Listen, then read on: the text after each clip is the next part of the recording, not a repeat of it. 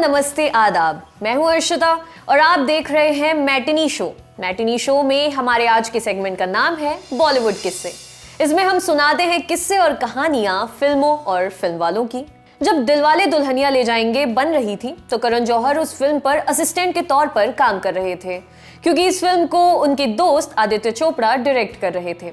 इसी फिल्म के सेट पर करण को आदित्य और शाहरुख समेत कई लोगों ने खुद की फिल्म डायरेक्ट करने की सलाह दी। करण ने उनकी बात मान ली। 1998 में शाहरुख और काजोल को लेकर उन्होंने अपने करियर की पहली फिल्म कुछ कुछ होता है डायरेक्ट की।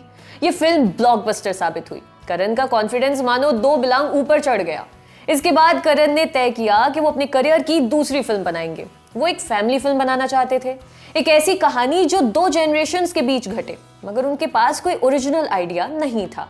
करण बताते हैं कि उन्होंने यश चोपड़ा की फिल्म कभी कभी कई बार देखी थी। उन्हें वो फिल्म बड़ी पसंद आई। उन्होंने कभी कभी की कहानी उठाई और उसमें हम आपके हैं कौन वाले फैमिली वैल्यूज को मिला दिया। अपनी इस नई फिल्म के लिए वो ऐसी स्टार कास्ट चाहते थे जिसे देख दुनिया की आंखें चौंधिया जाएं।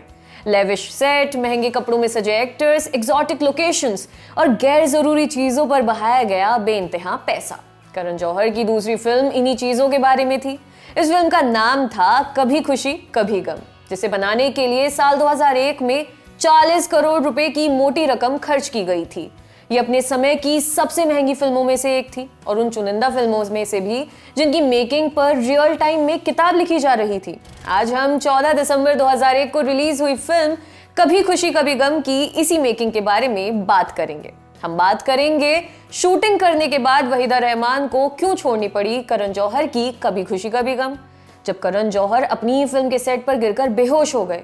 जब कभी खुशी कभी गम पैसे पीट रही थी तब काजोल अपने खोए बच्चे के गम में डूबी हुई थी। क्या आपको पता है कभी खुशी कभी गम में अमिताभ और शाहरुख के बेटे ने भी काम किया था?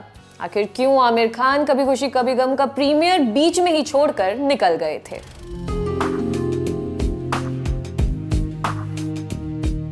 गाइड देखने के बाद करण जौहर वहीदा रहमान के पक्के वाले फैन बन गए थे।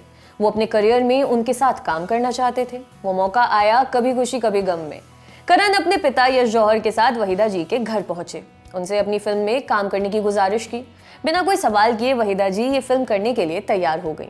फिल्म में उनका रोल अमिताभ बच्चन की माँ का था।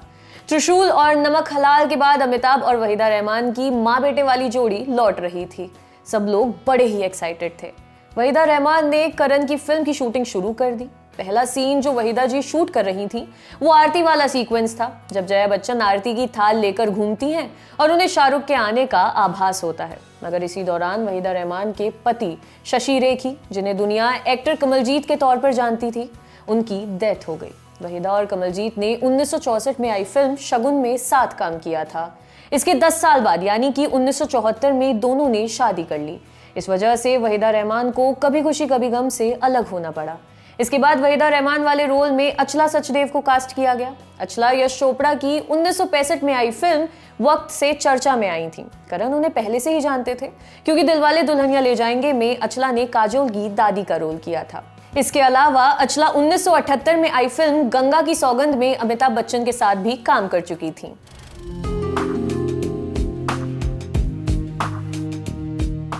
फिल्म कभी खुशी कभी गम के गाने बोले चूड़ियां की शूटिंग हो रही थी। करण जौहर अपने तमाम इंटरव्यूज में ये बताते हैं कि वो अमिताभ बच्चन के साथ काम करने को लेकर इतने उत्साहित थे कि अपनी फिल्म के सेट पर उन्हें देखकर बेहोश हो गए। अमिताभ बच्चन के काम करने को लेकर कोई भी एक्टर या फिल्म मेकर एक्साइटेड हो सकता है, मगर करण उस वजह से बेहोश नहीं हुए थे। दरअसल करण की तबीयत पहले से खराब थी। उन्हें लूज मोशंस हो रखे थे, साथ ही उनकी बॉडी में डिहाइड्रेशन भी हो गया था। फिर बच्चन को सामने देखकर नर्वस भी होना था।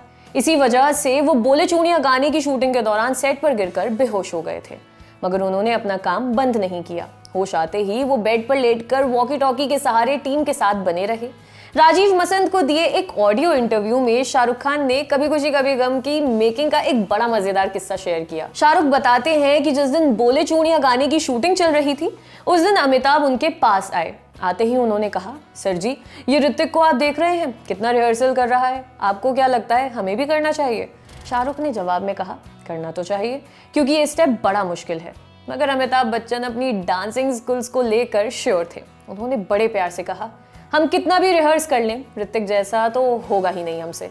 तो हम करते ही नहीं हैं। इसके बाद शाहरुख और अमिताभ ने सेट के दूसरे साइड पर जाकर इस गाने के स्टेप्स की रिहर्सल की ताकि ऋतिक की बराबरी कर सकें। शूटिंग शुरू हुई तो ऋतिक ने डांस से कहर मचाना शुरू कर दिया।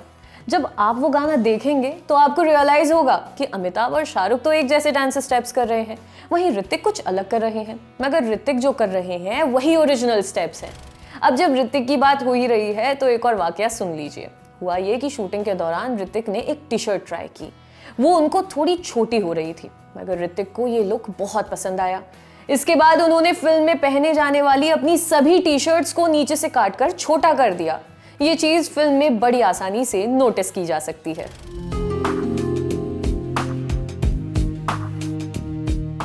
अजय देवगन और काजोल की पहली मुलाकात फिल्म हलचल के सेट पर हुई थी। काजोल शॉट के लिए तैयार थी। उन्होंने पूछा, हीरो कहाँ है? अजय उस फिल्म के हीरो थे। दोनों की सेट पर दोस्ती हुई, बीतते समय के साथ प्यार हुआ और फिर शादी। जब करण जौहर काजोल को कभी खुशी कभी गम ऑफर करने गए तो काजोल ने कहा कि उन्हें स्क्रिप्ट अच्छी लगी है, मगर वो अपना फाइनल डिसीजन अजय से डिस्कस करने के बाद ही बताएंगी। काजोल फिल्म करने को तैयार हो गई और उन्होंने कभी खुशी कभी गम में कमाल का काम किया। मगर जब फिल्म रिलीज हुई तब काजोल हॉस्पिटल में थी। वो उनके लिए बड़ा मुश्किल समय था। एक सोशल मीडिया पेज को दिए इंटरव्यू में काजोल ने बताया कि जिस दिन कभी खुशी कभी गम ने बॉक्स ऑफिस पर सबसे ज्यादा पैसे कमाए, वो उनके लिए बड़ा बुरा दिन था। उस दिन काजोल ने अपना बच्चा खोया था। उन्हें मिसकैरेज हुआ था। काजोल ने दोबारा कंसीव किया, मगर उन्हें फिर से मिसकैरेज हो गया। मगर समय के साथ उन्हें युग और न्यासा पैदा हुए और उनका परिवार पूरा हो गया।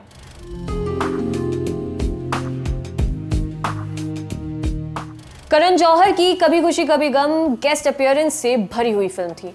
फिल्म में किन किन लोगों ने रोल्स किए हैं, हम एक एक करके आपको बताते हैं। सबसे पहला नाम है अभिषेक बच्चन। अभिषेक ने फिल्म में सड़क से गुजरने वाले एक शख्स का रोल किया था जो करीना कपूर से टाइम पूछता है। जब फिल्म बनकर तैयार हो गई तब अभिषेक के ही कहने पर उनका वो सीन फिल्म से काटकर अलग कर दिया गया था। दूसरा नाम है शाहरुख पुत्र आर्यन का। कभी खुशी कभी गम के ओपनिंग क्रेडिट सीक्वेंस में आर्यन जया बच्चन के साथ नजर आते हैं। फिल्म में उन्होंने शाहरुख के बचपन वाला किरदार निभाया था। तीसरा नाम है एक्टर जुगल हंसराज का। जुगल ने करण जौहर को उनकी पहली फिल्म का टाइटल दिया था। जुगल एक दिन कुछ गुनगुना रहे थे, जिससे प्रेरित होकर करण ने अपनी फिल्म का नाम कुछ कुछ होता है रख दिया था। इसलिए करण जुगल को अपना लकी मैस्कॉट मानते थे। जुगल ने फिल्म में ऋतिक के दोस्त का रोल किया था, जो क्रिकेट मैच वाले सीक्वेंस के बाद फिल्म में नजर आना था। मगर फिल्म की बढ़ती लंबाई को देखते हुए करण को जुगल का सीन भी एडिट करना पड़ा। चौथा नाम है रानी मुखर्जी। ये इकलौता लेजेंड कैमियो था जिसका फिल्म की कहानी से कुछ सरोकार था। रानी ने शाहरुख की लवर नैना का रोल किया था। नैना राहुल से शादी करना चाहती थी, मगर राहुल को अंजलि से प्यार था। करण का प्लान था कि ये फिल्म में रानी के गेस्ट रोल को सरप्राइज रखा जाए, मगर सोनी म्यूजिक ने गलती से एक प्रमोशनल एक्टिविटी में फिल्म का ये सबसे बड़ा राज खोल दिया। करण जौहर ने तब फिल्मों में एंट्री का इंतजार कर रहे मॉडल जॉन इब्राहिम को भी फिल्म के लिए एक रोल ऑफर किया था, मगर जॉन ने वो रोल करने से इनकार कर दिया। ये किरदार था करीना कपूर के दोस्त रॉबी का, जिसे बाद में एक्टर विकास सेठी ने निभाया था। आगे जॉन और करण ने फिल्म काल में एक साथ काम किया।